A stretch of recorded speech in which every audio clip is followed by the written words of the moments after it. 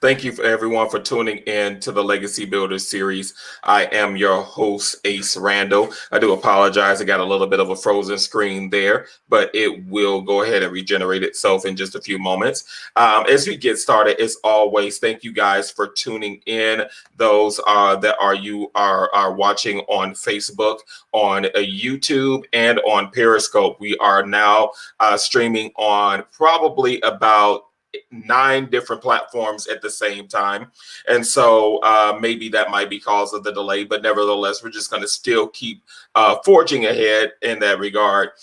So as always, I do want to kind of come with an inspirational thought, and I'm going to play this little video clip that I want to show you a little bit that's going to be a part of my thoughts, so stay tuned.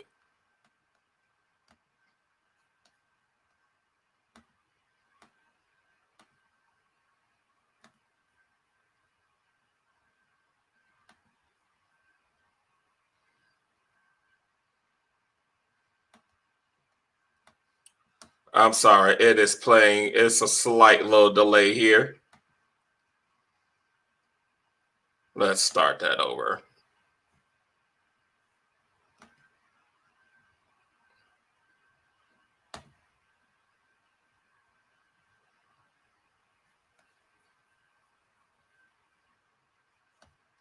I do apologize, everyone. It does seem like the video does not want to play.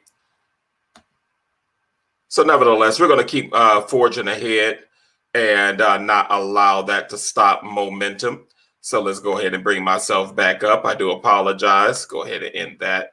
And so basically what the video was is it showed a young man that was working with the Harlem Globetrotters. And they was kind of showing him how to spin the basketball on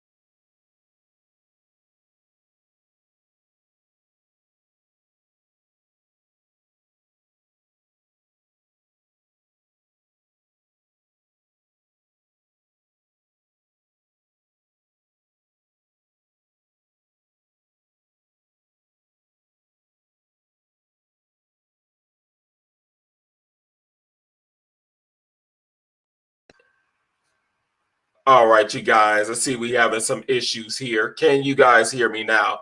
Great, wonderful, wonderful. So we've been, I don't know what's going on. I know we had some off and on storms here in Georgia. So we've been having some issues with some Wi-Fi connectivity. So, but nevertheless, The show is still going on. All right. With that being said, the video that I was actually trying to show you guys was a Harlem Globetrotter showing a audience member how to spin a ball on his finger. And so, so he's, assuming based upon, this audience member, I'm going to teach him something. And so when the young man takes the ball, he ends up doing all these amazing tricks and moves and spinning under his leg and doing all these dance moves. And the Harlem Globetrotter was distraught. His face was like, oh my God, who is this person or what have you? And the thing that I love about this this video is that, regardless of what you look like, regardless of where you come from, you don't have the appearance of, people will underestimate you based upon what they think they know about you. Just because you don't have this appearance or this look or act a certain kind of way, they will underestimate you. I give you an example, and there's a reason why I'm dressed the way this way. It just actually kind of was happened prophetically, but it actually came together. And the reason why I'm dressed this way is, I'm going to give an example. I was invited to come. I was at home listening to a service, and I was leaving to go to the store to go and grab some things so I can kind of, cut my hair and get myself together and what have you. And so it was this young lady that was the neighborhood alcoholic, and she was at this little storefront church, and she's asking the lady to pray for her, and the Lord showed me that her father was in the hospital, this, that, and the third. And so as I'm walking, I'm literally in a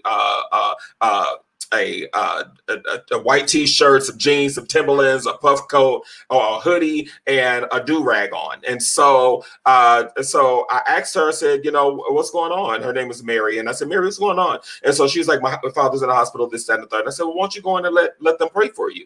And so this other mother in the church was coming out, and she came to me and she said, don't you need prayer too? And I said, sure, mother, we can all use prayer. And so she said, that's not what I asked you. I asked you, could you use prayer too? And I looked down and away, and I said, Mother, I know the Lord. And so she was like, oh, really? Do you now? So she was like, well, what church do you go to? And start all asking me all these religious questions. And so she's like, well, do you know my apostle and this, that, and third, and blah, blah, blah.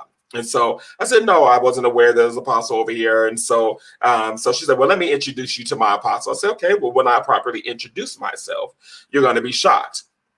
And so go into the church and introduce myself. And the mother was like, prophet? I said, yes, ma'am. And so they was like, oh, you're a prophet, huh? Well, since you're a prophet, you're going to give us the word of the Lord, and was basically putting me in a moment of challenging me. And I'm like, Lord, this is not what I didn't come out here for this. I was just trying to go to the store, get me some stuff, and go back home. And so I was put in a situation that not to prove myself, but God was doing something very strategic in that moment. And so as they could pull me up to the altar, and I'm like, I can give the word right here. I don't have to come up to the altar.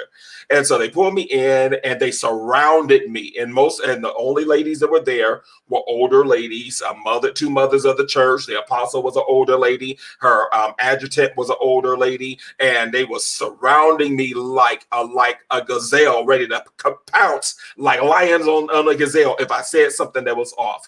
And so I had to get myself and ground myself, and I just said, okay, let me take them out of the equation and let me get myself into the to the realm of the spirit. And I start to pray in tongues, and you heard a gasp.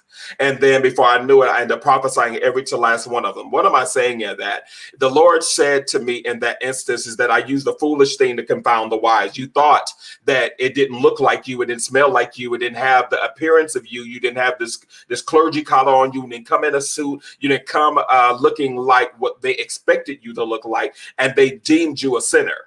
And so sometimes you got to hide under the radar. Sometimes you got to, hide and let your gift make room for itself in its proper timing, in its context. And it's not to boast, it's not to showboat, it's not to be prideful or arrogance, but sometimes God will put you in a situation, or even your gift will bring you into a situation where people underestimate you, and your gift will shine.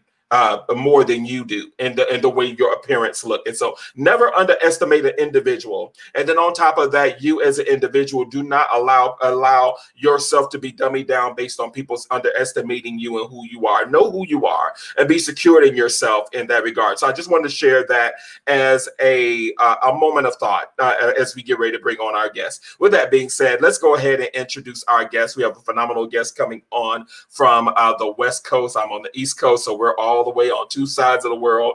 And he has a great story to tell. He's doing some great things in the world. And so let's stay tuned as we introduce our guest of the hour. Legacy builder, Adam OLOGY. He's a CEO, radio host, music producer, and minister. CEO of SyncHouse Media, KNEnterntainment, Believe Radio in the Bay Area, and the Rogers Media Foundations. Stay tuned as we experience the journey of how Adam OLOGY built his legacy. Good evening, my friend. Thank you for coming on to the Legacy Builder series. It's an honor for you to be on with us tonight. I'm glad to be here. This is going to be great. Indeed. You was going to say something? I saw the sign. It looked like I was on mute, but I guess I'm fine. Yes, you're great. You're great. So thank you for coming on. I know you're just pretty much getting off work and running into your TV station and your radio station. So thank you for coming on. He is an essential worker, so he's doing some great things in that, as well as with his ministry and his businesses and things of that sort. So tell us a little bit about yourself and where you're from and a little bit of your upbringing. I am the church organist at your home church that started playing at 7 years old and then started teaching the choir at 10. God sort of started with me as a little kid to get me ready for this particular era. So I'm one of the church kids from the Church of God in Christ, which I know you love so much. One of the culture kids. Been doing ministry for a long time, and God sort of been grooming me in ministry to get ready to come out of it in the context of being effective in the world and in the world of business, and specifically the media realm. And so I'm definitely in media, doing radio, TV, podcasts, all those items.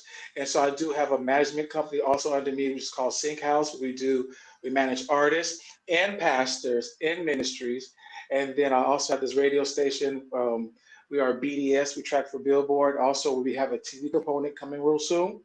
And also, I'm a co-owner in a music label, and we have charted on Billboard multiple times. I have a single. It has charted on Billboard number 15 in the month of June. And so God is doing a lot of great things in this media field for me. And I was not expecting on doing this. This was not my plan. But we thank God for what he's doing. Indeed. And we're definitely going to dive into that about his plan and talk more about that. So how were you growing up as a child? Were you a creative? I mean, I know you mentioned that you started at 7 years old playing for churches and things of that sort. How did that journey come about for you? And I know that, when you are in, a creative in the church, they love to pull on and, use the gift in that regard. And so how did you deal with that and its challenges? I know how that can be, in the Church of God in Christ or any church organization or any church period. They see a gifted and a talented individual and they want to kind of milk it in that regard. So how did your journey come about in that? The first question, I was the kid that always asked questions like, why? Why are we doing this? Who was that? Why are we going there? Can I go home? And so I was always inquisitive and always had questions. And number two, when my gift started to manifest at such an early age, we were having a youth conference at my home church, and the musicians went outside to go mac on some females in the parking lot. And I was 7 years old, and I said, well, the church needs some music, so I'm going to play. So I got an organ, and I just started playing. And everyone was like, oh, my God, is he just start playing the organ like that? And I was playing like a grown man. I was playing like a grown man. And the thing is, I was practicing privately at home. And so my home pastor found out, and so he began to cultivate. He mainly played Friday night service. Then it went to Friday night and Sunday night. Then it was Friday night, Sunday morning testimony service. Then Sunday Wow. night. And then by the time I was around 10, he let me have the whole service. Wow. Wow. That's definitely interesting. You mentioned how you were learning at home. I too was a former musician. I no longer play, but I actually was doing the same thing. My mother, matter of fact, she's watching on Facebook as we speak. Bought me like an organ back in the day. I'm not gonna lie, I hated it because I couldn't get the hand-foot coordination going on with the organ. Yeah, not my anointing. So, but I wanted a keyboard or a piano or something of that sort. And so I was always into that. And like you, I kind of, was playing with some things at home and then found myself in a situation that I ended up playing in a service and they was kind of shocked, like, where did this come from? And, and God used me in that regard. So I definitely understand that. So pretty much your youth upbringing came up through playing through the church. Now back to my original question I was asking, did you deal with any challenges in that when people were just, you mentioned that you were playing for like 15 services in a week, did that take a toll on itself, or was it just something that you just enjoyed doing? A couple of items. The first item is, as a kid, because I was in elementary school. Right. So when you're about second and third grade, there's a couple of items I couldn't do. So like playing outside, I couldn't play outside because I had a choir rehearsal, I have a revival, I had a district meeting, I had a jurisdictional meeting, I stayed choir rehearsal. Um, Wow. so so I had all those things from elementary school. And so my friends wanted to come over and play, either it was limited to like 30 minutes or I couldn't do it because I had to get ready for, choir rehearsal or the revival or whatever that was going on. So I've pretty much been groomed like a Samuel. I've always stayed in the church, never really came out, played basketball, football, things like that besides PE. And that's number one. Number two, I did have some people at my home church because I was developing. And so, as a young person, you get really creative. You start playing cartoon theme shows. Right. So when people are doing praise breaks, I'm playing Bugs Bunny. Typical musician. Because you're experimenting, you're trying to find, your sound and everything. And so my Indeed. pastor, he had to step in and tell people to back off of me. He did in the pulpit. Don't, I mean, you go to a 10, 11, 12-year-old kid who is learning his sound and tell him, don't play that, do it like this, do it like this. And he'd sort of like tell him back off. He's a kid and he's learning. You're like, he's 10 years old, he's learning. Indeed. And then at the last piece, even with the Church of God in Christ, I had, musicians who are older than me. And so having someone who's 12 years old and you're 25 or 28 and 30, and you're like we're all on the same level, some people found that to be an issue. Um, and I thank God for the women in the state choir, like Mother Ethel Guest, Judy Johnson.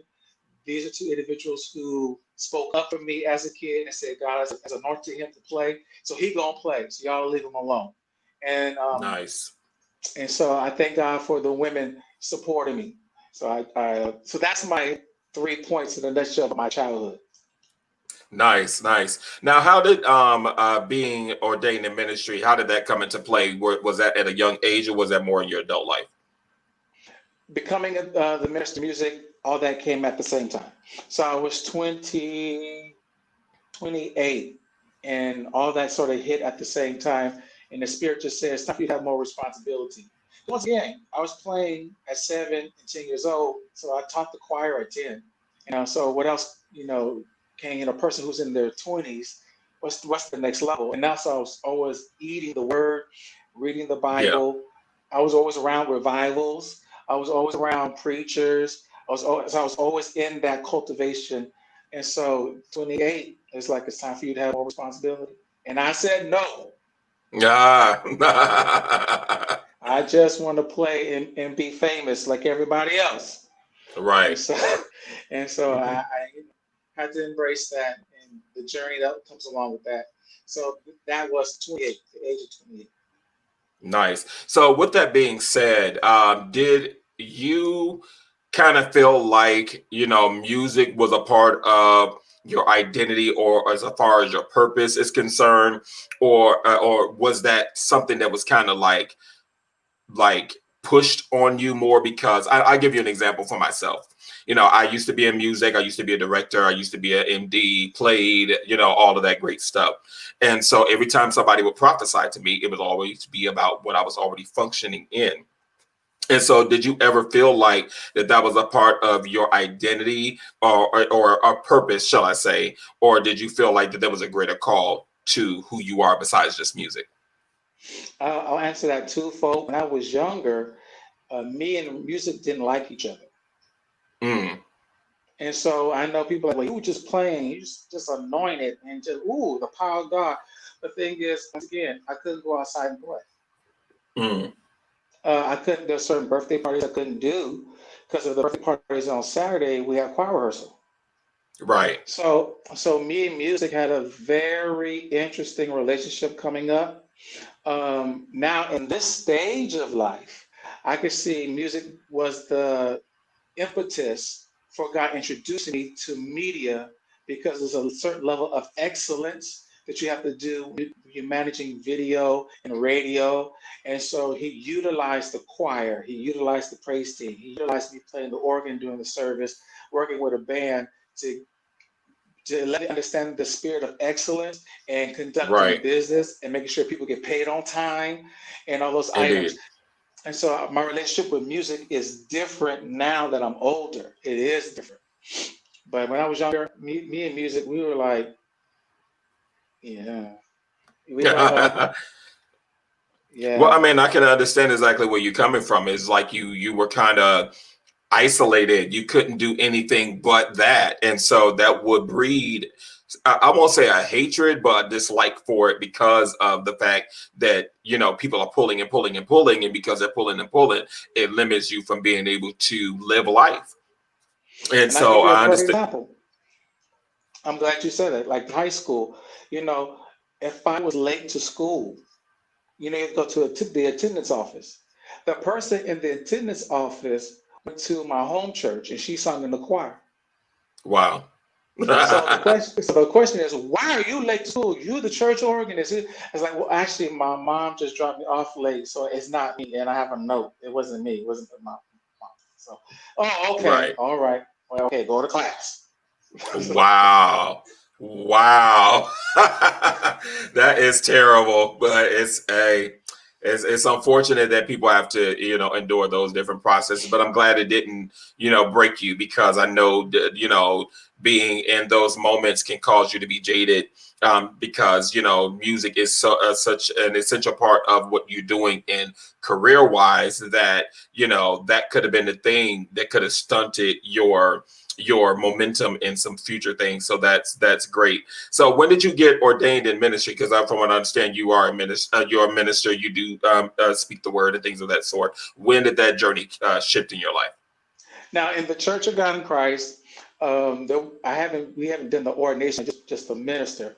The ordination is for the elder, and Gotcha. so I haven't been ordained an elder at all yet. That's another process. Gotcha. Okay. Gotcha. But you do minister outside of the licensing in that regard. And sometimes Right. that's just all about formality and paper anyway, because who you are and what you are is ingrained in you. So, regardless of credentials, if you will, but I do get exactly where you're coming from. So, Hmm. where did this entrepreneurship component come into place? I mean, I know you were dealing with music and you were kind of like mostly, uh, you know, brought up in that, like you couldn't really kind of pull away from it if you tried to a degree. But, when did the shift take place that you started to become into this entrepreneurship side? I would say from my grandfather, he actually was an entrepreneur. He actually owned a shop in the city of Oakland, in East Oakland, where he would sell like food, clothing, men and women's clothes. So I saw it as a kid, and Nice. so it activated when I went into full-time ministry, music ministry at the church, because I living in California, it's very expensive. Yes. So you're not able to live off of the church salary. Right. And so that's when God activated entrepreneurship and said, like Moses, what do you have in your hand? I said, well, I play, I teach, I sing. Well, let's make some money off of that. Right. And so entrepreneurship actually was activated when I went to full-time ministry because I was working at Wells Fargo in collections. And then I left my job at 20 years old or no, 23 years old and went into full-time ministry. And that's when entrepreneurship activated. So that is my narrative. If it wasn't for the going to the full-time ministry, that creativity would have kicked in. And so because I was comfortable doing collections. I had an office, I had a cubicle, I had a computer, had a salary, had vacation time. I had sick Indeed. days too. Absolutely. I understand exactly where you're coming from. I mean, I endured that same process too when God took me off my job, what, 14 years ago? And yeah, 14, about 13 and a half, 14 years ago, took me off the job. And I'm like, I need that insurance and I need, that steady income in that regard. But, he said, I called you to be an employer and not an employee at that particular point in my journey. And he was like, you're coming off this job one way or another. And so, I end up in doing that process and end up, being full-time business for, a number of years in that regard. And so, so it is definitely not easy, but the journey is interesting. I'll say that. Very, very, very interesting. Indeed. Absolutely. So what would you say would be your first business that you started? I would say the musician. Coming outside of my home church, playing for other churches, charging them a fee. And Indeed. then from there, that expanded into workshops because people enjoyed my playing, and I was writing songs at the same time. So I said, "Well, come to our church and do a workshop, teach us your songs and stuff like that." So it went to me doing being a clinician, and so that's my the first business is being a musician clinician. Mm. So let me add this extra insert in there for those that are listening. I can just hear the chatter of people saying, well, you're a musician for a church. How is that a business? Well, here's the thing. You are marketing and advertising yourself. Your gift and your talent is what you're marketing and you're advertising. And some people will say, well, you're in the church. You should give that freely. Well, it depends on where you are in your journey, and it depends on where you are in your entrepreneurship. Now, a workman is worthy of his hire in that regard. And so if you are taking your gift and you are branding yourself as a musician, as a songwriter, as a producer, as this and whatever, you are capitalizing off of that gift. And so don't allow, tradition and religious thinking to cloud your judgment to think that what he just said is not, in fact, entrepreneurship. It's in fact that. I know people right now that that are drummers and organists and that write songs all across, and they travel all across the world because that is their business. That's what they do. That's their bread and butter. So did you want to chime in on that as well? I just remembered of the Bible. A lot of times people don't really read it. And so we talk about in Chronicles, David hired Asaph to make sure that the temple had music day and night. And also, there's always been a level of compensation for the Levites in the Bible. So a lot of times people don't read it, so they're not aware of it. But it is in the Bible that Indeed. it is there. And so especially when you're doing it day and night. In daytime, you're doing funerals and you're doing Yeah, weddings, and then at nighttime, you're doing conferences, revivals. If I'm not getting compensated, how am I going to pay my bills? Because I'm not at work. And exactly. so, and that's the common sense, the practical piece. For me to do the funeral, our Pentecostal funerals can be 4, 5, 6 hours. And Indeed. if and so you just can't say thank you so much, and you can't give them 150.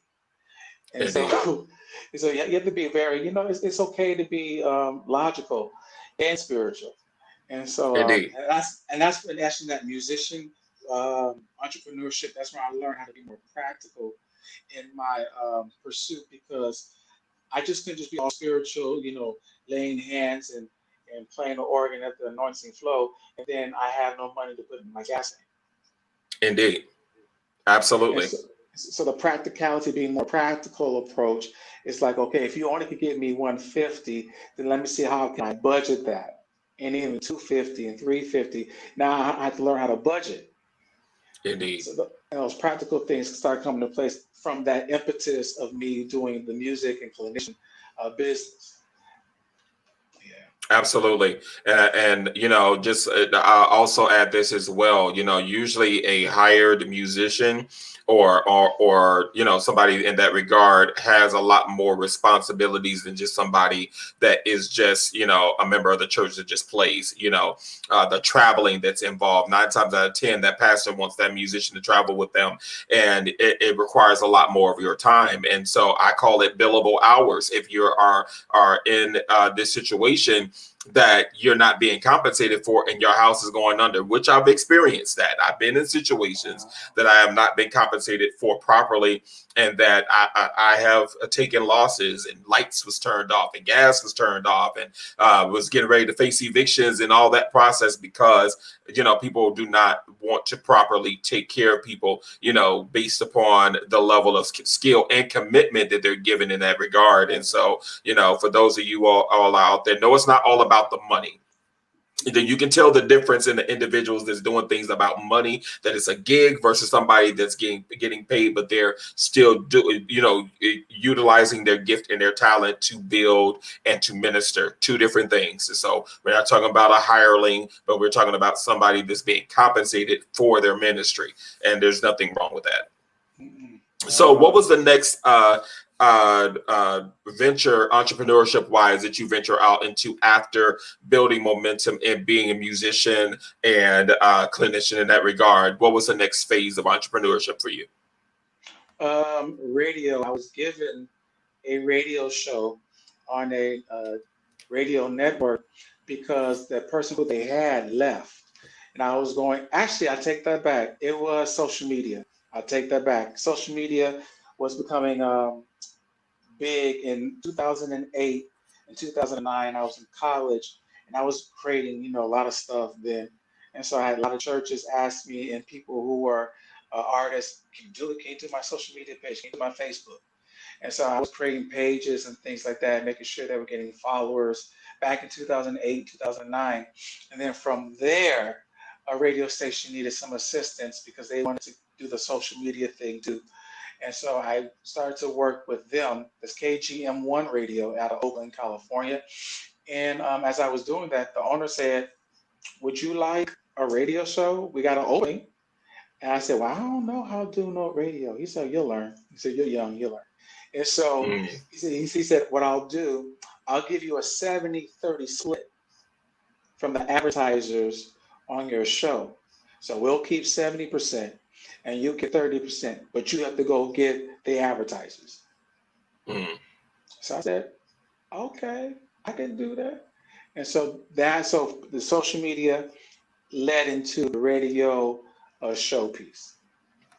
Nice, nice. And prior to the show, me and we're kind of talking earlier today about a domino effect and how, one thing connects to another. And if he didn't start doing some of the beginning phases of things that he was doing in life, he wouldn't have been connected to radio in that regard. And so it's really important to follow those domino pieces, because it will be the thing that will connect you to the thing. And so with that being said, so you partnered with this radio station, and you started to do this radio show. Now, from what our previous conversation, you was telling me that the followers was kind of low. So kind of tell us how you built momentum on your show to being what it is now. So on the radio network, I was initially on the show that's gives me have about maybe 500 listeners. So I started with 500. That was I inherited, and I grew it to 46,000.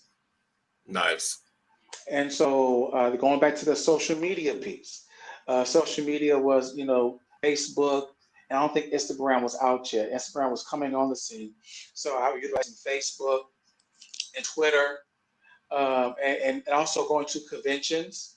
And I would tell people at conventions, check me out, have my business cards. Listen, VistaPrints.com knows my name. Listen. And so well, we ain't gonna advertise Vistaprint on my show now, because I got Fourg Grafx. We can Patreon my competitor now. I'm just saying then I was, but humble beginnings. And so I was going to conventions, handing out my business card, check me out on the radio. And then I would create my own videos. This is how I started to do video editing and Nice. Creating commercials. I was creating commercials for on my own radio show, and also for my music. And so I was getting views and followers from that. Then I created my YouTube channel, and so all that pushing myself in radio created the whole following, listen to the music. And so that was my initiation actually into video editing, creating commercial ads, just me trying to get followers for my radio show. I wasn't thinking about video editing. I wasn't thinking about marketing. I'm trying to get people to listen to me. That was my goal. I'm trying to get people to listen to me. And so social media helped me to get to 46,000 people. Nice. And I did that within a year and a half. Nice. Wonderful. That's amazing. And I also want to share this too, for the listeners that are watching.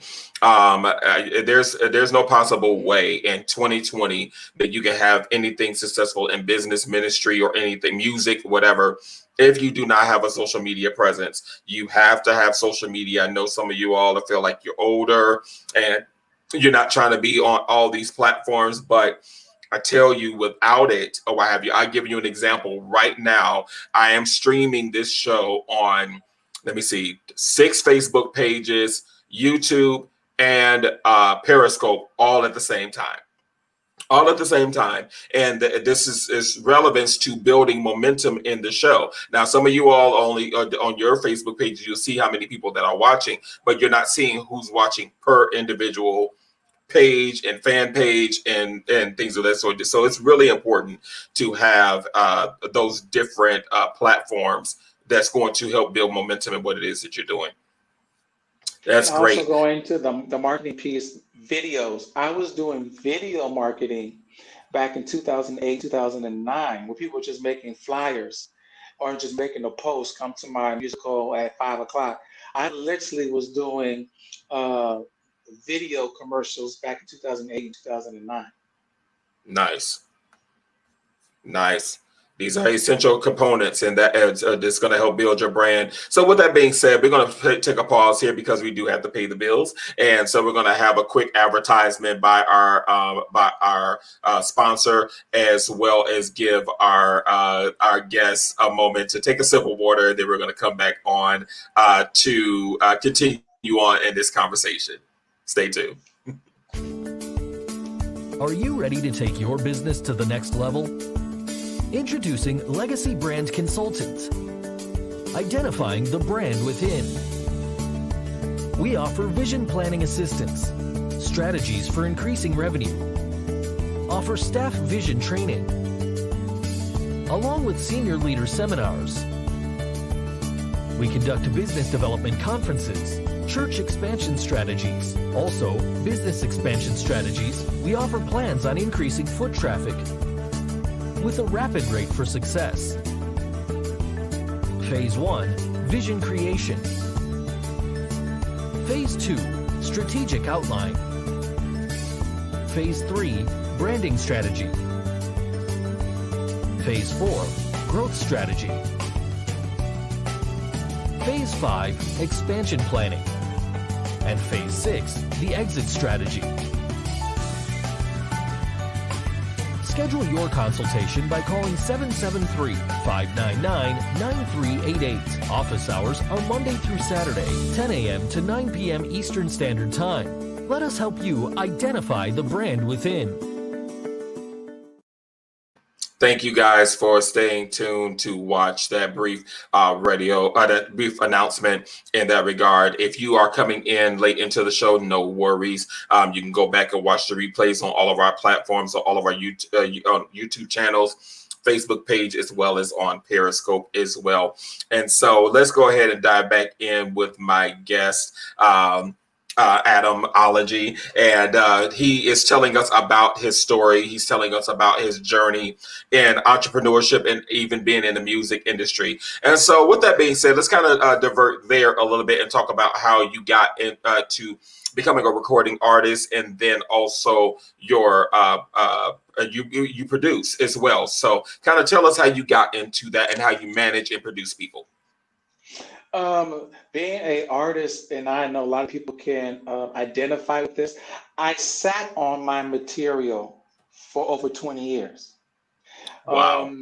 Whether it was, my excuse was, I'm too busy, or, people in my region not gonna sing my songs, all those excuses. And I appreciate conferences like GMWA and the Thomas Dorsey Convention, and also the Kojic and Convention, because we had something called Song is Born. And so I would submit my stuff to these conventions and they liked it. And then I will go and teach my songs and play it and perform it. And then people start liking my stuff. And it was like, oh, I'm gonna sing your song at my local church. I'm gonna teach it to my youth choir, my church choir. I was like, okay. And so I did not, even when people were saying those items, I did not go into the studio and record my stuff and put it out. And so I didn't mind writing for other people. I didn't mind producing people's other stuff, but it's like, I'll just, I ain't worried about putting out no music. And then I had somebody tell me, Adam, you got some real good material. You probably need to put it out, because our church choir loves singing this song, that song. So, I was like, okay, all right. So in 2010, one of my buddies, his name is Robert Anderson. He's out of the Olivet Institutional Missionary Baptist Church in Oakland, California. And so he had a conference, a music conference called Best of the Bay. And he said, Adam, you got to come. So you're a songwriter. You want the best here. You got to do this for me. I said, okay. So I did. And watch this. So I want to help somebody, because they had, the major artists were part of that. We had, Gene Cole, Robert Hodge Williams. They had major worship leaders from the mega ministries of the city, and then you had me. And so they put them up first. They taught their songs first. I was last to teach my song. So I was like, my song's called Yes, Jesus Loves Me. I just remixed it. It's a little song. Hopefully y'all like it. I never taught it before. It's my first time teaching it. That song became the song of the whole conference. Wow. That song, I had the major recording artist said, that was really, really good. You need to do something with that. I had musicians who don't like me said, I really like that song. I'm like, okay, something is going on here. Because when people don't like you, but respect the music and get the message out of the music, it's like, okay, I need to do something. And watch this, one of my friends, Marcus Crawford City Productions, he's now in Los Angeles. He said, Blood, you need to record that, Blood. You need to record it. He said, you can come to my studio, I'll do it for you, because you need to record that. So we recorded Yes, Jesus Loves Me in 2010. Wow. And I sat on it. It's like a lot of people, you went to the studio, recorded your 1, 2, 5 songs, and you still haven't put it out. That was me. I did not really, I know people were singing my song, Yes, Jesus Loves Me, all over the nation, because I taught it at that conference, and I taught it at GMWA. So people have been singing it for over 10 years. I did not put out Yes, Jesus Loves Me until 2019 December, just a couple of months ago. And then from that, it charted on Billboard number 15 in June. Wow. So, that's amazing. And so I'm like, okay, so now I'm doing some remixes, a club remix, all types of remixes. Indeed. I And so, I tell you, you got to be careful when you're sitting on something that's great. I give you an example. One of my bros, he's a music artist as well. Matter of fact, before we came on, the music that I was playing was his song. So his name is Isaac Tauber. He's the son of Phil Tauber in Chicago. He's on Shekinah Glory's projects and all that. Or what have you. But this is his son. And so, matter of fact, for my conference, I actually had both of them there for my conference. But his song that came out, "Fire and Glory," it was a prophetic song in a service, and people were singing it for years. And he finally recorded it just last year, August, and it is taking off like crazy in that regard because but it's something that he had and people have been asking him for it, and now it's doing some things. So sometimes you got to be careful. Sometimes you can sit on something and it'll come at the right time, and then if you sit on something too long, you might miss your moment and opportunity. So but that's great that favor was upon your project and that it charted on the billboards in that regard, because like I said, sometimes you can sit on something and it can not do what it's supposed to do. So going into becoming a recording artist, now you're producing and you have a production company and you manage people in that regard, and you've helped people get on different TV networks and Bobby Jones and all that. Kind of tell how that came about and how you're building momentum in that as well. I was, due to me being a minister of music, and I worked with multiple churches because I was in full-time ministry. And so I had artists come into town and were like, "Adam, can you hook me up with some churches? Because I'm in town. Can you plug me, homie? Can you plug me, homie?" I said, "Well, let me call some pastors to see what we can do." So I started becoming like a booking agent, and make sure they got compensated for their singing, and they sell product. And then from there, I would have artists who get in trouble, and the promoter would bring them out here, but then they wouldn't have places for them to sing or didn't have all their money. So I became the fix it guy, and so I started fixing people's tours. I started fixing people's sales, and I'll give you a situation. Kevin Lemons, he had came to the Bay Area with a particular promoter, and they had an agreement. The promoter sort of dropped the ball, and so Kevin Lim's team, they called me. They said, "Adam, we know you're in the area. We need $2,000. Can you set some things up?" Within 2 weeks, I had them lined up at churches to sing, and not only did they walked out of the Bay Area with about $2,500, and I even hosted a musical for them and raised $500 for them. And so, Wow. and so that was my impetus. I was just trying to help artists who was coming into town, because Right. everybody, your region. Your region is hard. It's hard for pastors to really like people. I want people singing in front of my people. I don't know their lifestyle. I don't know if they're crazy. Right. I don't know. And so me becoming the buffer, I would say, okay, this person is okay. They're Right. not crazy. They're good people. They saved, and then well, how much they gonna charge? I can't take for $1,000. We ain't got that. And then doing that in the whole negotiations. Right. So the pastor can only give you this amount of money. You okay? I'm cool with that. Okay, this is what they'll do, the whole negotiations. And so I was like, you know what? I think I got a business. I think I got a business here. And so that was my impetus into SyncHouse Media. And so SyncHouse Media is my business where I manage artists in ministry. So if you're a pastor, I manage that from putting pastors on TV and artists on TV, getting them radio, music placement from Pandora to Spotify playlists to radio, syndicated radio, doing all that stuff. One of my clients, you may know her, and it is Renee Winston. Nice. And Renee Winston, for those who do not know, she is the one and only person who wrote "Only God Can Do It." Only God can do it. Right. So, Indeed. Renee Winston is one of my clients, and she was an independent artist. And that song came from the trauma that she experienced in her life from ministry to her marriage. And so only God can help her. And so she wrote that song and it became a book. But I think it's on the music business side. She didn't do it because she didn't know it.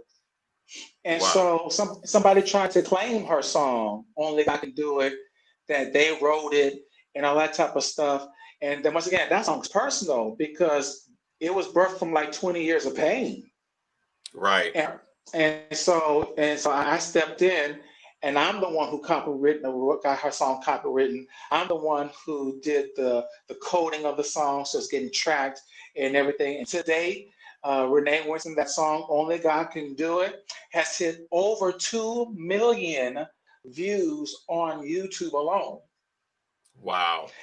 And without any major company, without any major marketing, just her, telling her testimony, preaching. That song, it has skyrocketed. People, Fred Hammond, T.D. Jakes, everybody has sung the song, and so. Wow. And so I've been that business piece, taking care of that for her, so she gets her royalties and she gets the credit. Nobody can steal it. Right. And so just, Wow. taking care of people, just make sure their business and Yeah. everything's taken care of. And so I have artists who's like, I don't want to deal with the business. I just want to focus on, the spiritual side. I don't handle it. And so I have some new people that's come aboard. One is Billy Powell. He is Dewey Powell's younger brother. And so he's one of my clients now. And then also out of New York, I have Jay Lindsay and Divine Connection. Nice. And so you'll be Nice. seeing a little bit more of them. They're now on Pandora. Now I have them also on Spotify playlist, and I'm working on them getting on radio too. So you'll be hearing more from Jay Lindsay or Lindsay Williams and Divine Connection out of Brooklyn, New York, and also Billy Powell. And so I'm just making sure they get the exposure, make sure the business is taken care of, because the worst thing is to know that a song was birthed out of tragedy, whether it's your mom dying or you get Yeah. divorced, and you have this wonderful song and it ministers to people, and then somebody takes it from you, they're getting royalties, they're getting credit, and nobody even knows that Right. you even exist. Wow. Wow, that's so interesting. I have someone else that I know, and I know you know this person because this song lasts the test of time. It will be here when the world ends, and it's only Share the Roaches in this song. And I call her Mama Diane Williams, the Jesus Can Work It Out Queen herself. And she's Yes. like a play mom to me. We connected like this instantly. Our birthdays are 4 days apart, and I met her through Sears. That I actually was doing some work for them and traveled with them to New York, and met her, and we connected like this. And so she was having some difficulties with that song because the guy that actually wrote the song passed Right. away. And so he wrote the first half of the song, but all the other key components of the song she wrote because it's a part of her testimony. And so I know some of you all that are listening and watching, you all know that that song was remixed and was put on the Chromebook commercial. Yep. And so Yep. around that time, she was literally going through some things physically in her body. She was in and out of the hospital, and they didn't know that she was in the hospital. So some people was trying to block that process for her. And when she got out of the hospital, and they finally got in contact with her, and they brought this black car with this contract, with this dollar amount for the song that she wrote, and the parts that they used was her part, so she Right. got 100% royalties to it. But because the young man that part co-wrote the song with her passed, she owns 100% rights to the song. And so that just goes to show in that regard is that, when it's yours, and it's meant for you, people can try to steal it, people can try to take it, but things are going to eventually rule in your favor anyway in that regard. So that's great that you were able to stand with her and help push her, and to help preserve what it is that she's doing. That is amazing. And I do want to say this because, especially in gospel music, we do have people who have stole songs, and that's just the Yes. truth. And a lot of times it does not come back. It does not come back to them like Diane did with "Work It Out." That song is off the charts now. And so Indeed. it's wise. Everybody listen to what I'm saying. It's wise to get somebody on your team that knows music business, that Yes. understands paperwork, that understands terminology, that understands, splits in Yes. publishing and all those items, because it will come back and bite you. Indeed. Indeed. You can't just rely upon the Holy Spirit all the time. Sometimes you got to read a book. Sometimes you got to hire someone. You can't be cheap. And you need to bring somebody on with a level of expertise that you do not have. That's just like, what's her name? Megan the Stallion. When she first came out, she was dealing with some issues because of a contract that she did not read. And sometimes we Right. don't read the fine lines. We don't read, or we don't hire an attorney that can be able to do look over those contractual agreements, because they're legal and binding. And you want to make sure that you cover and protect yourself in whatever industry you're in. I'll give another example. It was a movie that I saw a while ago about these young men that came up with this app idea, and they didn't send an NDA to this company out in Germany, and so they flew all the way out there ready to show their product, and they walked into the boardroom with them already explaining to their board the functionality of this app and what they're going to do, and they've already launched it, and they had nothing to protect them because they did not send a non-disclosure agreement. These are things that are Right. important. So we think that, people are going to have integrity. No, when you're in a shark world, these people are about the dollar and about, what can they do, because you're coming to them for money and you want them to invest in what it is that you have. If you don't protect your vision, you don't protect your idea, anybody can come along and take it. So you have to be careful in that regard. Go ahead. And I really want to piggyback on that, because you really tapped into industry, period, because they're Yes. paying for you. And well, I can pay for myself. Actually, no, you can't. For the channels that the song, whether it's a gospel, R&B, rap, whatever the category or genre is, there's a level of funding that needs to go to it. And so that's why labels are important, because they fund you. But the thing is, you have to be able to have negotiation with your label, dealing with your Indeed. publishing and things like that. Because, and I give you an example, you're going to need about $100,000 to really get on radio and maybe do Bobby Jones and some other TV shows, so your song could really get out there. Because a lot of us, you want to get a Stellar Award, tell the truth. A lot of you want to be Right. nominated for a Grammy, tell the truth. But you're not going to get into those lanes unless you do other things. And that's going to cost you. Indeed. And so, and I really don't want to go into this lane, but I need to really do it. A lot of times in the African American community, we're not Yes. making six figures. We're not making six figures. Let's just tell the truth. And so, what, like other ethnicities that are making six figures, a husband and wife team come together and say, well, we'll take a portion of our income, and then we'll pay these people 50,000 per quarter. We'll pay Right. 75,000 per quarter to get you on the radio and all that type of stuff. A lot of times we're not making six figures like that, so we need to go to a label, and what they do, they'll say, okay, we'll give you $100,000 for 4 years, but we want 80% or 90%. And some artists, sometimes they take 100%, because the artist is like, well, I just want to get out there and just take my music, just put it out there. And so the song, Right. the album blows up, and then they don't see any residuals. So and I'll just say this to your listening artists, if you can, and you go to a label, try to do at least a 70-30 split, where you take 30 and they take 70. And as you get established as an artist and you get a name, now you can shift to Right. 50-50.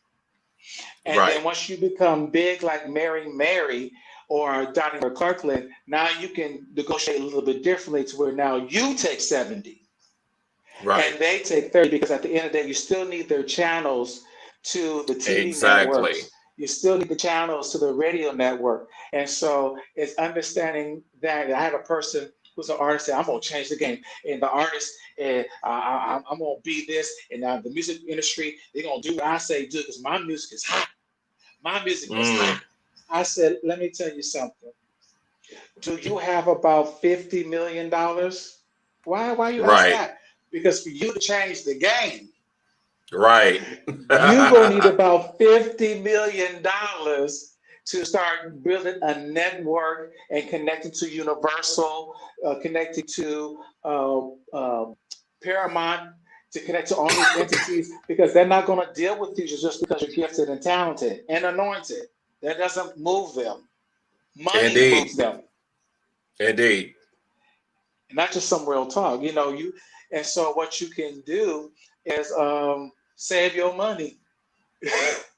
and then you go to different channels. A lot of times in the music industry, we call these gatekeepers, or people. And because the reason why they're gatekeepers, because they have access to BET, they have access to these channels, and they know how much it'll take financially to get your anointing exposed. Exactly. And so, absolutely. And that's why they charge you $5,000, because the negotiating with BET to get your music on there for less than you should be paying. And so give them their $5,000. But there's also knowing that person is legit, doing your research. Does anybody know who Atomology is? What is his track record? Has he charted on Billboard? Has his artist charted on Billboard? What is he doing? Does he work with the Stellar Awards? Who is this Atomology? And once you do your homework, you see that they're legit. Now, follow the instructions that they tell you to do. Yes. They're coming from an industry perspective. And what do you mean industry perspective? So if you're dealing with Sony, they want to market you, but people have never heard of you. They don't know if you're powerful or anything. So they want you to look sort of sexy. Let's talk. Everybody, let's have a talk. Right. They want you to look a little sexy so people can look at your album cover and be like, oh, she looked cute, or he looked all right. Let me see what they're working with. But you don't want to look sexy because, and so you don't wear. You're religious. So you do a photo shoot and you look like Mother Cornbread and you're 26. Yeah, come on. And so yes. And so these are the different items that people need to understand if you don't come on this side of the music industry and really, want to become something. There are some items that you're going to have to do. And so, Lord have mercy, you won't make me do it. You're going to make me do it. I'm not trying to do this, but no problem. Old doesn't sell. Yes. And not in 2020. And so even people, if you're a pastor or you're a seasoned woman of God, it's okay to dye your hair. Yes. It's okay to look at your nieces and your nephews, your sons and your daughters, and say, does this shirt really work for me for the photo shoot? And let them say, Dad, no, Dad. Let's take you over to Nordstrom's Rack. Let's take you over somewhere and hook you up because this is not going to work. So absolutely. And that's just real talk. And a lot of people don't want to. And I want to make a distinguish ministry, music industry, two separate categories, because you can do ministry and not be in the music industry. And so if you really want to do just ministry, you can do that at your local church. You can do that in the street. But once you say that you want to cross over into radio and TV, now there is some requirements that come with that. And so you have to have a real talk with yourself. You have a real talk with your family. It's like, okay, daddy or mommy might have to, do certain things. I may be gone for Christmas. Right. Because I need to go to West Angeles and do their Christmas event. I may have to go to New York. I may have to go to Chicago. So is it okay if I miss Thanksgiving? Indeed. And so you have to have these real conversations. That's why you see anyone who's up there and then made it and they got a Stellar Award or a Grammy, you'd understand the sacrifices that the family they have to take, even financially, they have to take. And so that's why it's really emotional for them. They want to cry and jump up and down because even though you spend the money, and yes, you lose weight, and yes, you go to Nordstrom's Rack or Neiman Marcus and you buy the clothes, you're still not guaranteed that you're going to get an award. You're still not guaranteed that you're going to get on Billboard. And so, you know, those photo shoots and people critiquing your music is for you to get into the game. Indeed. Because a lot of times, because I have a radio station. I have people send me music all the time, and I listen to it and I delete it. Yeah. And for those who don't understand, why are you gonna delete it? It's spiritual, and you know, it got an anointing on it. But I'm not hearing the anointing. The intro was sloppy. The vocals in the background was very pitchy. The soprano went off a little bit. And what you don't understand on my end, as a radio person, and my listeners are listening in their car, they're listening on their smartphones, they're listening in their kitchen, and they don't want to hear you sing off. Indeed. They don't want to hear you sing and be pitchy. They don't want to hear the drummer mess up. Indeed. And so this is why it's good to have a professional producer. It's good to have people to listen to your single before you release it to see if you need to go back and modify some of your vocals. Because a radio station and TV, you don't get a second chance. They don't listen to that track one time and delete it. One time. Indeed. And that's just the real talk and honest talk. And so when I deal with my artists, whether they're a pastor or a mother or whatever, I have real conversations with them. I'll be like, okay, you want to be a recording artist and God revealed to you that you're going to get a Stellar Award. Okay, but you're pitchy. So what I need you to do is get a vocal coach so we can work on your tone. Yes. So the song is powerful, but your voice is not right now. And so what we have to do is get you to that level of the prophecy that was told to you. It just doesn't happen. It's like Joseph saw himself of being a ruler when he was a little kid, but he had to go through multiple stages to get to the palace. Yes. And that's the same thing with TV and the music industry. There's processes that you're going to have to go through, and it's going to hurt your feelings. It's going to hit your pocket. You may have to cut some friends off. I feel like hit my knee. And so you're preaching good there, son. You're preaching good. And so it's the reality. And when God was taking me through my process, he said, he was very blunt. He said, this is business, not church. Indeed. I said, what do you mean it's business, not church? Because there are some passes we give to people when they're in church that business you cannot pass on. You know, like Absolutely. You have the pastor's anniversary. Saints, just pray for me. I'm dealing with a little cold right now, but I'm going to really sing this. I don't know what key I'm singing, but I'm going to sing His Eyes on the Sparrow. Just catch me. In music business, Indeed. That doesn't work in music business. Music business, you need to know your keys. Yes. In music business, you don't talk about you having a cold. You learn how to work through the cold and sing your notes right. Yes. And so it's called perfecting your gift. It's called cultivating the gift to where whether you have the flu or you don't have the flu, I can sing this song. Yes. It's having the flu, having a migraine headache and everything, but I'm going to sit in front of Bobby Jones and nobody's going to know I'm sick. It's being a professional. And a lot of people, they want to, do the church run. Y'all saints, just pray for me. I got swollen ankles today, so y'all just, I can't stand up.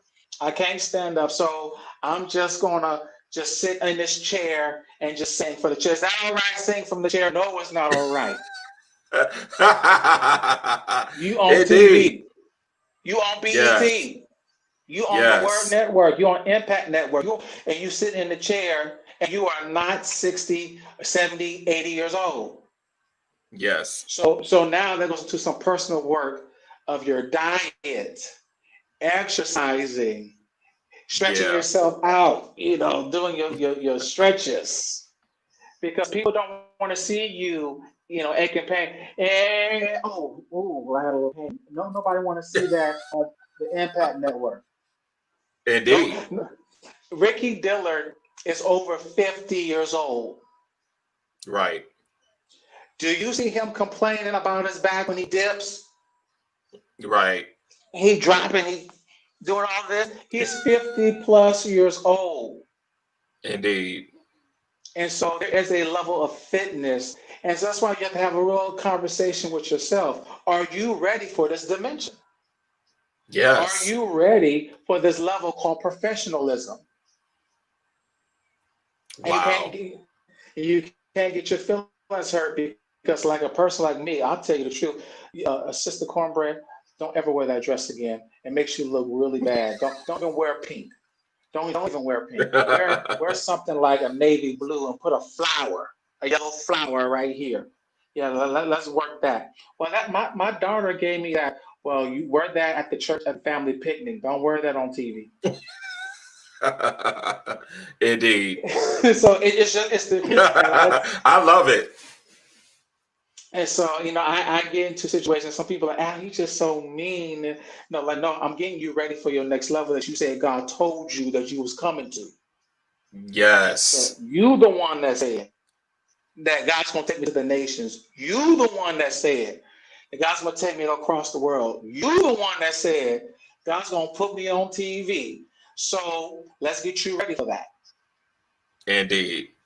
Absolutely.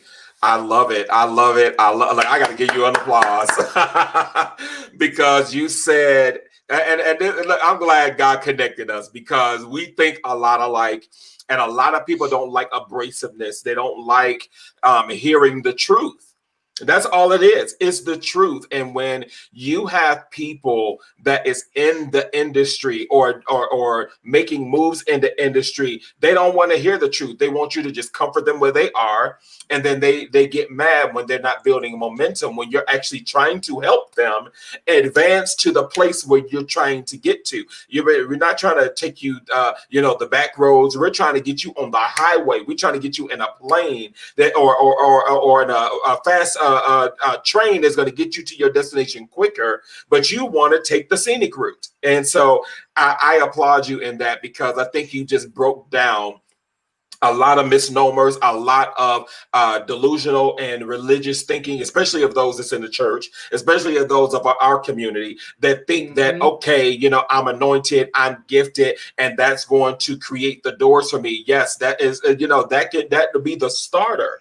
But if your marketing is not up to par, if your look is not up to par, if your vocals and your talent is not up to par, you are not going to make it in this industry. In whatever industry that is, you can't, I use this as an example. You can have the best chicken in the world. The best. It can be better than anybody's chicken known to man. But if it's in a greasy paper bag compared to a KFC or a Popeyes or any well-known chicken brand in your area, who are they going to go to? They're going to go to the one that looks appealing. It might not taste that great. And maybe even the look of the box might make it taste great because of the name that has been built for it. But you can have the best one, but you have not put no thought, no energy. You haven't advanced in that, and you make it look cheap.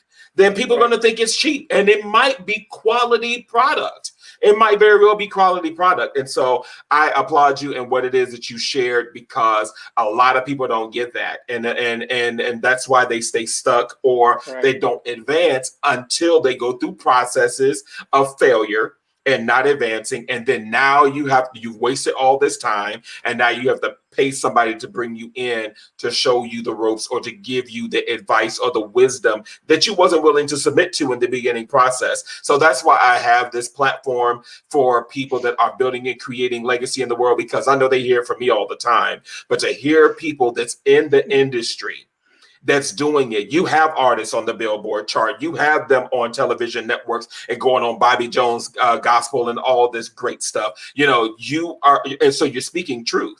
You know, I've had the opportunity to work with the Rhythm of Gospel Awards. I did their marketing for them for a while. And then I also had an opportunity to speak on the panelists for upcoming music artists. And you just pointed out a lot of the great things that we talked about. You know, if your CD cover or your packaging looks like trash, once you come on your song, it can be very well anointed, but your song is 10 minutes long, and there's only 3, 4, 5 minutes long that radios allow your song to play on the radio.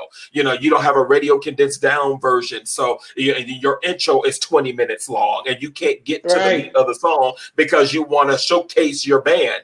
Put that as a interlude after the song, and let that be a repraise on the CD. Let them have their shine moment, but you're trying to get on the radio.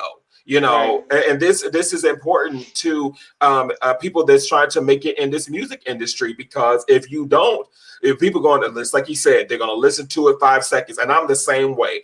I can go through a CD in 5 seconds and say, oh no, that's trash, unless it's a song that eventually grows on you. It'll grow on you, but who has time in the music industry to sit and listen to a song repetitively for it to grow on you? It has to catch them in a moment immediately. And if you don't grab them, it's just no different than an investor. If you're coming in to pitch your idea to an investor, you have to grab them within a few moments while you have their attention. And if you don't, they're going to tell you, well, thank you for your time, and you've lost their attention. They're not even listening to your pitch. So these are important tools. I hope those that are listening, that are watching, I'm telling you, my Facebook right now is blowing up with comments because people enjoyed what you just shared. I want to give a nugget, and this is going to change everybody's life. I guarantee you, from what I'm about to say, you will never be the same. You will never be the same. And I'm going to give you an example about why you're not on radio. I'm going to teach this real quick. I say I have a radio show that's 3 hours long. Okay. So 3 hours, let's say the 75 slots, because I have to book commercials in between certain. You know. And so out of 75 slots, I have Sony, I have Ty Scott, I have all those major Motown, E1. They're going to send me their music, and I'm going to play them because they have Kirk Franklin, Ricky Dillard. So they take up about, let's say, 50 slots. Wow. Period. 50 slots. So now I only got 25 slots left.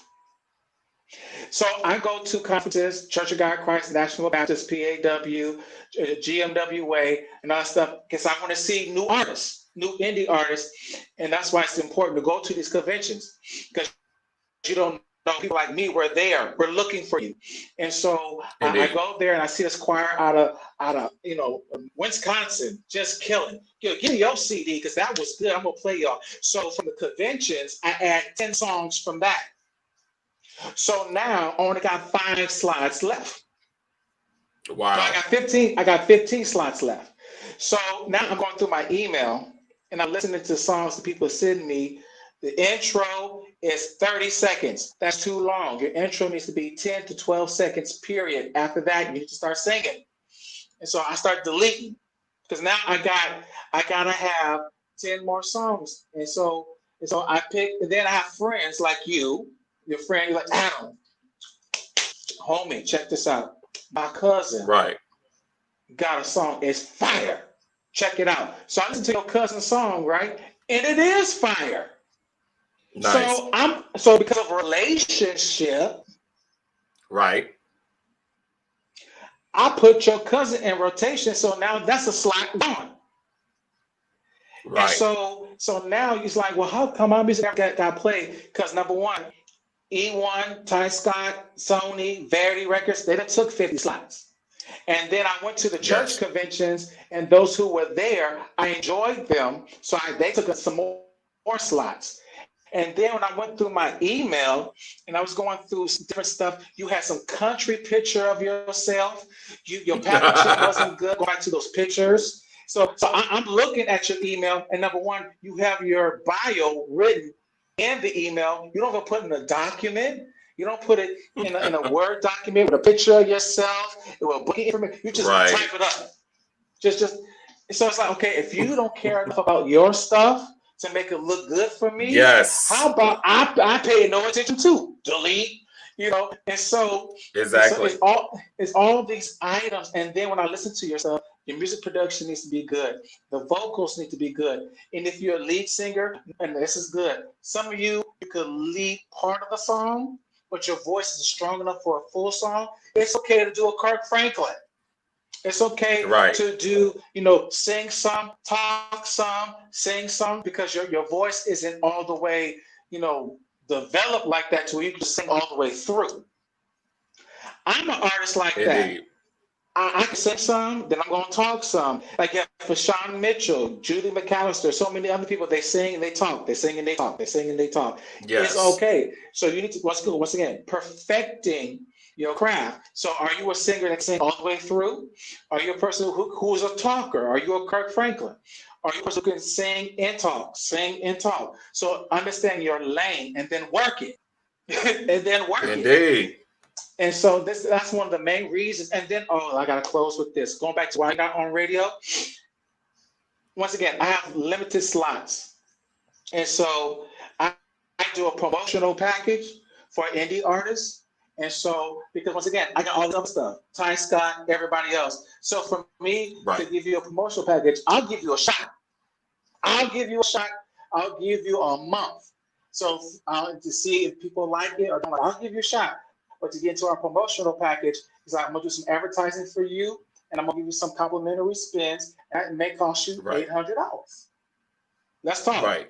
Come on, I'll come. Let me talk. So I'm gonna give you a promotional moment. So after that month, and you give me your $800, I'm gonna see if the listeners, because I could tell on my computer if people tuned off when your song came on.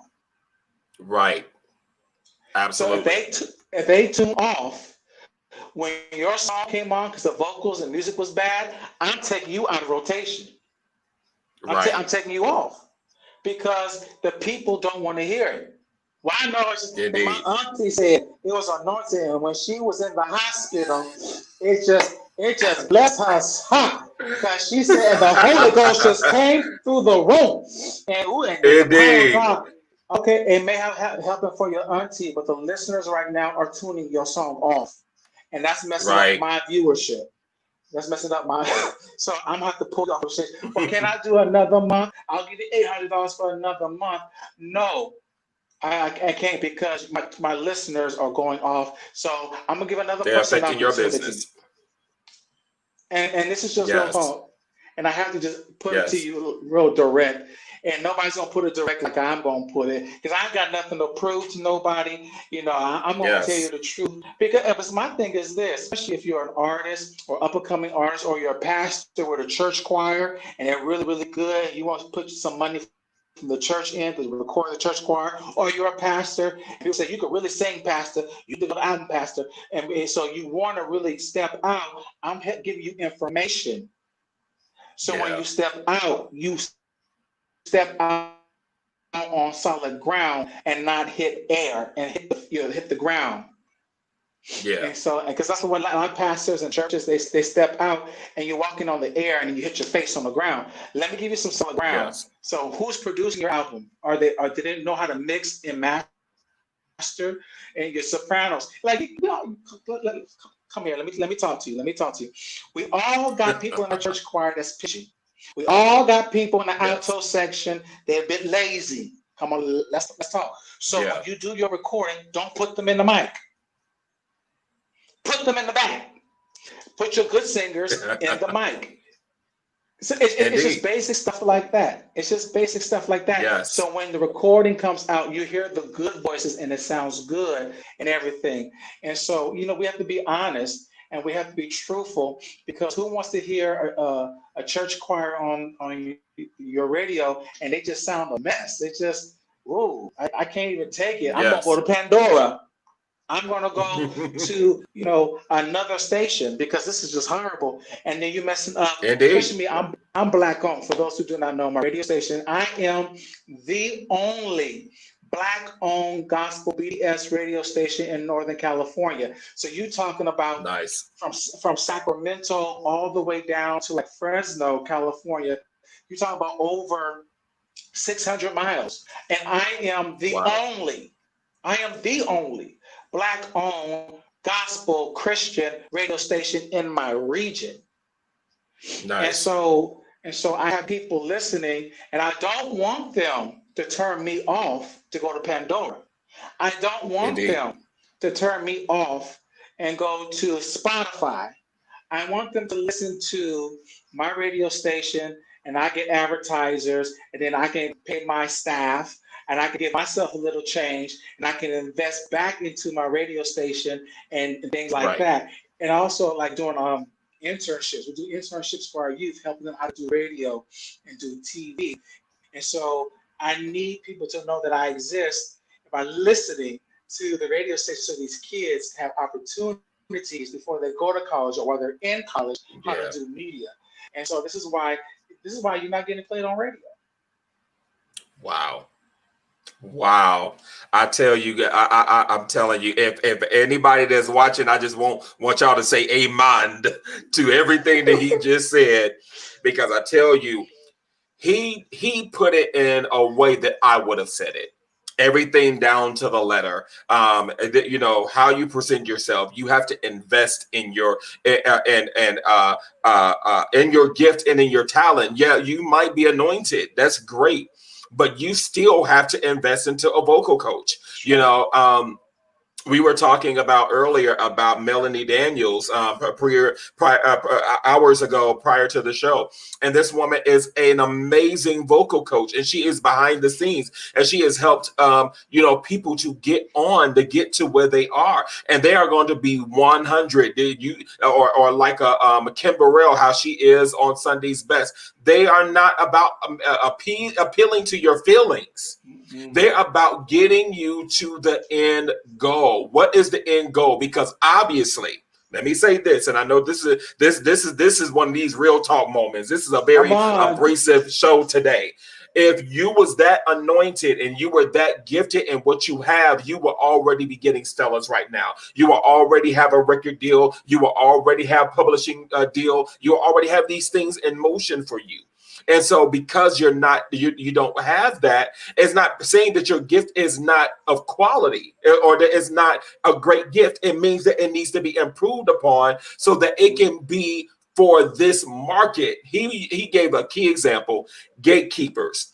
Gatekeepers have the ability to open the gate to you, and they have the ability to close the gate to you. And if you are not, you have not prepared yourself, you have not studied artists and the market and how they move and how they operate, then they're going to devour you. And then you're going to find yourself, you've invested $50,000-$100,000 into this project, and you're selling it out the trunk of your car.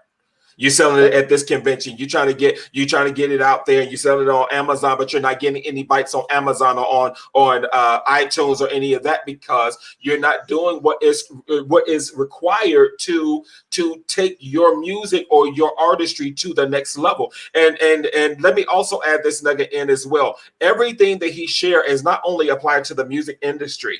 This applies to every industry, from entrepreneurship to books to music to whatever. Apply some of these same things, because if you're trying to get a seat at the table, you need to look like a king. And I talk about one of my favorite scriptures lately is about it is God that conceals the matter, but it's the glory of kings to seek it out. As high as the heavens, as deep as the earth, is the heart and the mind of a king unsearchable. And it's not lending itself to be understood. And when you have a mind of a king, king recognize king, like game recognize game. King recognize king. And if you have a kingly ability about you, and you are doing what's required to invest into your gift, invest into your talent. I'm having people that say, well, could you get my mom on? Could you get my daughter on? Could you get my cousin on? But have they invested in their talent? Have they sat next to someone or even volunteered their time? He gave an example of people that are being interns to come on. They're giving up their time freely, but what is it that you're learning on the other side of this is going to help you advance to the next level? Invest in your craft. Invest in what it is that you're doing. I'm just going to share this little nugget out there about what I'm doing or what have you. Legacy Builder Series is getting ready to shift into a whole another platform in that regard. And so I have to invest in things, in equipment, in systems, in videos, and all this stuff that's going to take it to the next level, that is going to be at the level of where I'm trying to take it.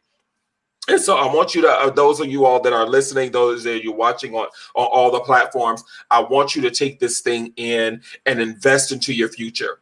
Invest into your future. You want somebody else to invest into your future, but it's raggedy. You know, that's one thing I love about Shark Tank is Shark Tank, you know, they're going to say, well, how much have you invested into it? Right. Well, what have you done to help take it to the next level? Because right now it sounds like you just recorded this in your bathroom. It sounds like, you know, you put $50 into it, but you want me to put 20 million into it and take you to the next level. And then you want to take 75% rights of it. That's not how this game works. If I'm coming to the table with fitting the most of the money to help get you to the next level, that's why contracts is set out the way that they are, because they are fitting the bill. They are fitting the bill. They're handling your publishing. They're handling your distribution. They're handling your radio costs. They're handling you, getting you on this TV show and that network and this and that. And then you wondering why you getting 2-cent royalties, or you're wondering why you only got a check for $1.50 when they just made $10 million off of your project. Is because you didn't come to the table with something.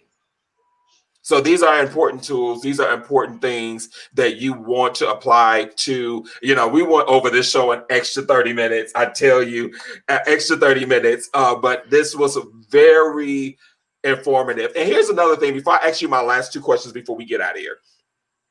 I know very little about Adam. I know Adamology.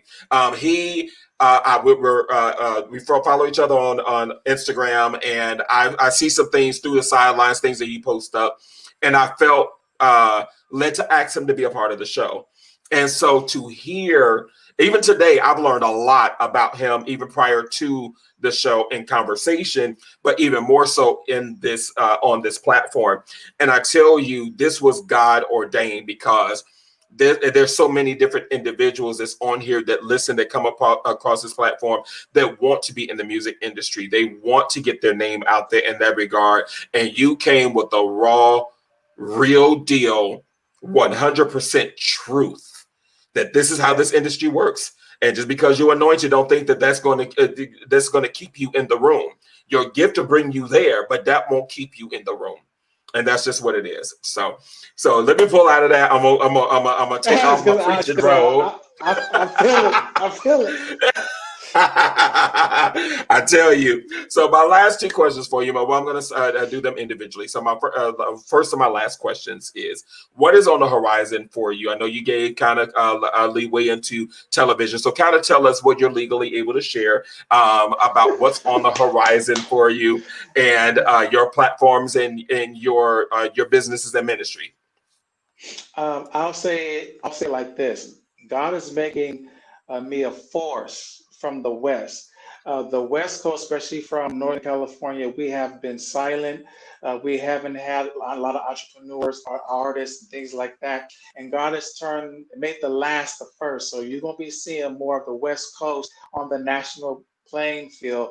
And God's making me that gatekeeper. God has connected me with different entities. I can say that. And so with that, with SyncHouse, which is one of my companies, get ready to see some of my artists and pastors on TV networks, with podcasts, with TV shows, with albums. And you will see those albums charting on Billboard. And your church choir and your praise team is going to be singing their music. Get ready.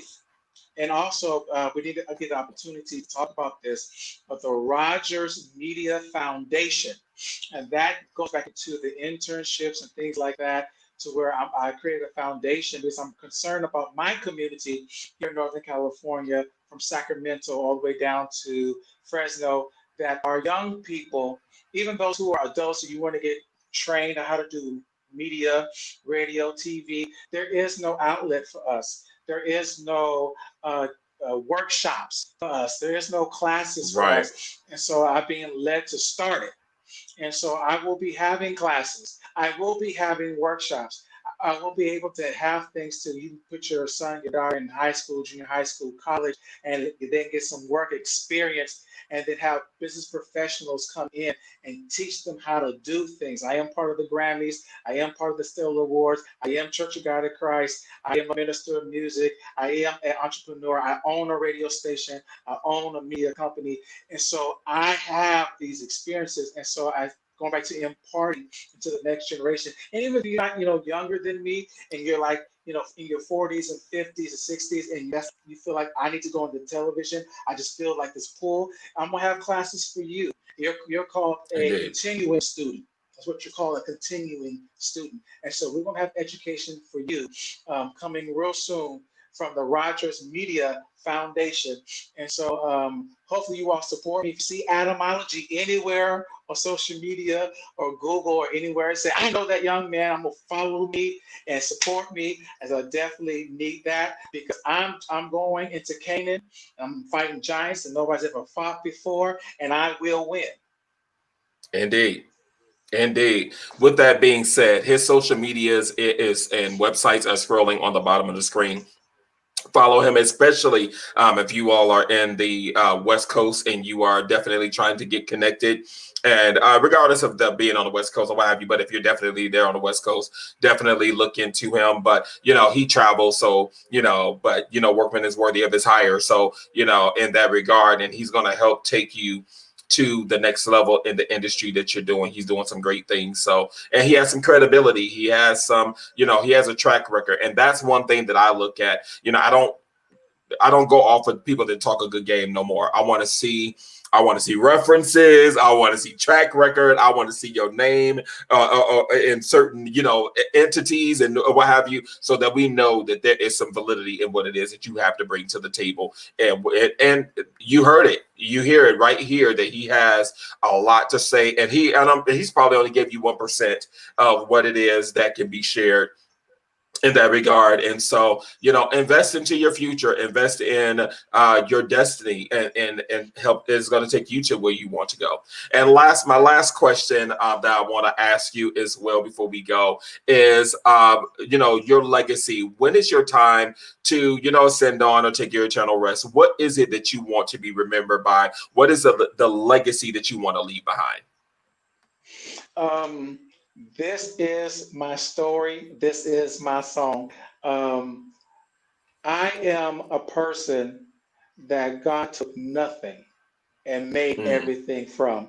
And so I am the testimony that you don't need the money. You don't have to have a cousin who's a bishop. You don't have a auntie who works at BET. I am the proof that God can use you in your gift to sing and play the tambourine or play the organ, or you usher, you cook in the kitchen, and God can take you into the industry and make you somebody. And so I am indeed. that living witness that because a lot of times we get caught up in networks, and my cousin is P. Diddy, my uncle is Bishop Cornbread, and I am the witness that God don't need none of that. Yeah. God don't need none of that. All that he needs is for you to tell him yes and let him guide you, lead and guide you into the path so you can be successful. Because I'm telling you, once again, this is not the field. I was gonna be a college professor. This is not, what I was going into. So I didn't have any training in this. I didn't know anybody Indeed. in this. I don't look like the media person that looks all, glamorous and stuff like that. But God chose me, and I did what he said do, and he took me from nothing. And like I said, from the bottom to the top. And so Indeed. that's one of the legacies I definitely want to leave, is that you Just let God use you, and He'll take you from the bottom with nothing. He'll take you to the top. Indeed, indeed. Now, I'm going to add something to what you said. Now, his story is different than yours. Now, here's what I mean by that. This is a platform that's bringing people on, that's giving you a knowledge, and you're held accountable for the knowledge that you receive. Bible even speaks that. And so with that being said, he was someone that fell into this, and God began to open doors for him. He didn't have prior knowledge. He did not have prior inkling of that. And so God made something out of nothing for his situation. But for those of you who are listening, because you listen to this broadcast, you don't even have that excuse. You don't even have that excuse no more, because now you've been made aware that you want to be a music artist. You have gained knowledge, and you're held accountable for the knowledge that you have received. And so now you might need to make an investment. You might need to get somebody that can mentor you and that can come alongside of you, that's going to help you, because the reason why there's mentors, the reason why there's professors and people that father people in the spirit, is because they've been through it. They've been through it, and they know the ups and the downs and the pitfalls and the failures, and how to, pick yourself up by your bootstraps and keep working and what have you. They know the journey. And because of that, they're able to say, okay, you're trying to go the long way by doing one little EP, and you just trying to shop it around and get it on the little local radio stations, and all that is great. But you actually got quality product, but you're just shopping it around. But you actually partner with someone that says, you know what, we're going to take this to the next level, and we're going to make out, or instead of it being a single, we're going to make an EP, or we're going to make a full album, and we're going to amplify, and we're going to hire people that's going to be excellent quality with music, and we're going to hire a producer that's going to produce this at a level, and that's going to get you at the quality coming in straight out the gate. Another example of that, and I don't know if you've heard of her, but her name is, they call her Sister Bunny. She's out of Indianapolis, Indiana. And when she first came on the scene, and I actually helped with the marketing, she had a full band, a full orchestra, dancers, ballerinas, background singers, and a choir. And it was her solo project, because the person that got behind her saw that, okay, you have something of quality. Now, sadly, the story didn't end as well as it started. When I say the quality of her recording, because I was there, I saw it with my own eyes, because I was involved with it. Sharon Bunny Moore, that's her name.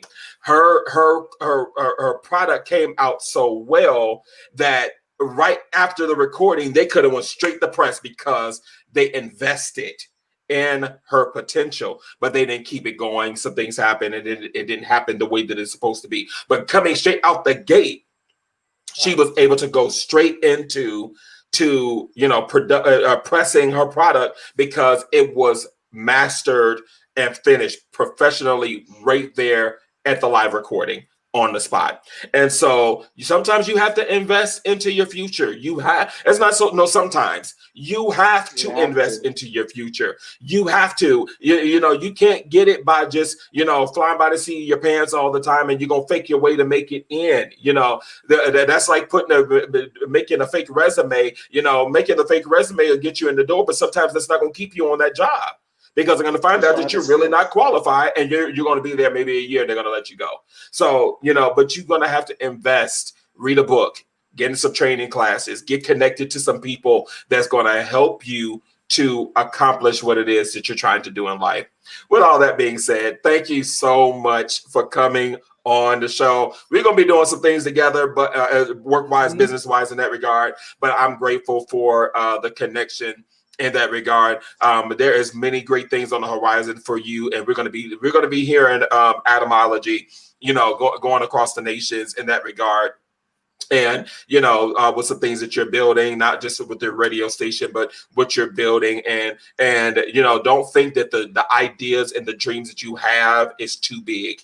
God intended for them to be that way, because you can't do it apart from him. You can't build it apart from him. And so continue to go after your dreams. Keep having that go get a mentality, because you're going to accomplish everything that you put your hands to do. I know Indeed. Indeed. Thank you again for coming on.